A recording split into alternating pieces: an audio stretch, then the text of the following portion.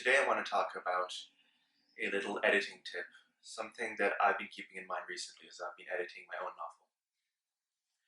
So my tip to you today is to keep your editing purposeful, or rather have a purpose in mind before you go and edit. Now, editing can be a fairly intuitive process, and I'm not saying to disregard that by any means. I'm just saying maybe that can be something in addition to having a kind of overarching plan to your editing. Now, that might sound a little bit tedious, but it's actually really, really important, especially if you're not much of a planner going into your writing process. Now, once you're done and you're looking back at your novel or your short story or whatever it may be, I think this is a great point to think about what your story was about. What were the themes? What was the character's journey? What was your character after? What problems did they face? How did they overcome them? All of that, atmosphere, tone, voice, put it all together and see like what kind of story you're writing and what sort of story you want to write at the end of the day. Then go into edit.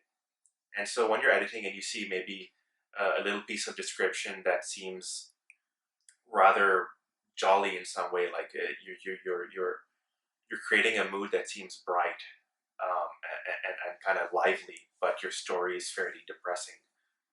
See, that's incongruent, and just want to get rid of that sort of descriptor. You want to replace that descriptor.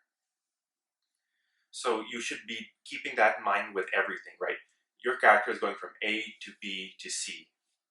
So if you have them go off and do something that does not involve your character from moving A to B, you have to ask yourself why. There might be a very good reason. It might have thematic purpose. It might have some other message that you're trying to get across. Fine. But you should know that going into your editing process. Don't start justifying things on the go, because typically that's a sign that something's wrong. Where you're like, oh, this doesn't quite work, but I'm going to start justifying it to myself because I don't want to delete. No. Lay out exactly what you're going for going in, who your characters are, what they want, what the whole point of the story is, and then remove anything that's extraneous. And again, I'm not saying things like creating atmosphere and having heavy descriptions and telling interesting little side stories about characters isn't important. Of course it is. But there's points to that too. You're fleshing out your character more, or you're, emphasizing a theme, or you're, conveying a certain mood. Right? Like let's say in this, you have a chapter where it's very, thriller-esque and you're really, really trying to move things fast. You can't have a bunch of really long, endless sentences there. It needs to be quick, it needs to get going. You need to create a certain atmosphere, a certain pacing, right? So chapter by chapter, part by part, and story overall, be very purposeful going in and try to figure out what you're trying to do there and then edit. And then you can be much more deliberate. And you know what? You'll feel a lot better when you delete that because you're like, look, this doesn't actually matter. And if if there are going to be pieces of dialogue or pieces of description that you're like, this is lovely, it just doesn't go, fine.